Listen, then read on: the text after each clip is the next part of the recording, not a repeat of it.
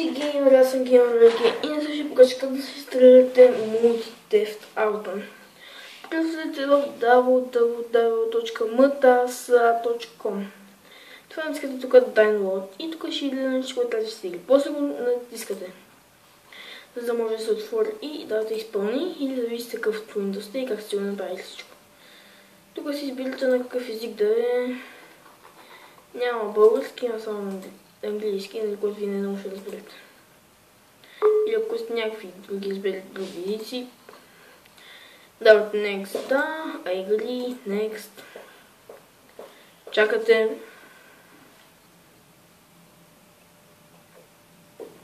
Поне мен се ми налага да чакам. Тук нищо не барате.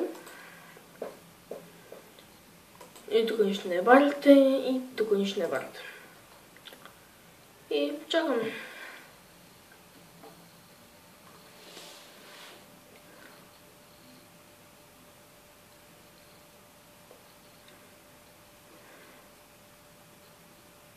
Чакаме да се инсталира.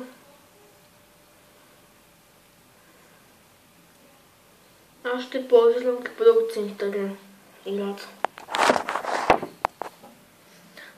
Така, моят монтаж вече е готов и натискате Finish. Нали темата е инсталиран първо GTA San Andreas. Аз изтеглих преди около броени минути. Сега чакаме да залим.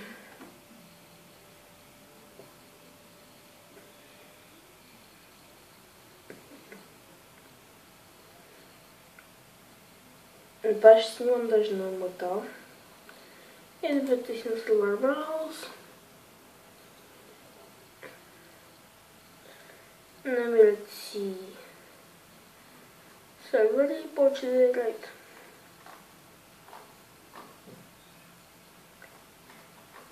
Да виждате, лесно да се направим мота. Не е трудно.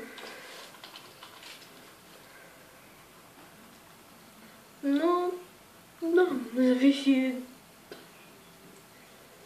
дали... зависи доста неща.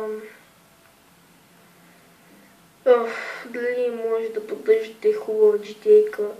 Например,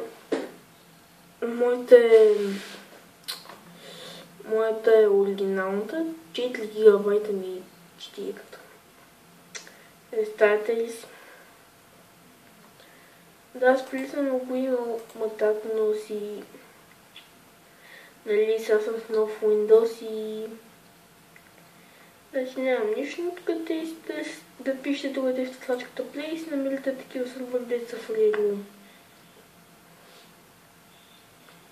Има такива сървъри доста, ето вижте, това са един специален, който за малко напише недолу да ще излезе нещо.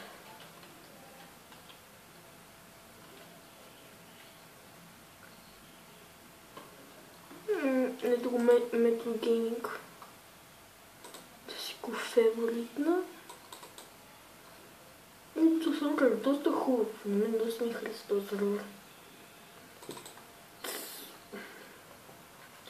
Обаче сега... Съвещото скринята да ви хареса, понеже ще има много копирайт като лаза. И бай-бай!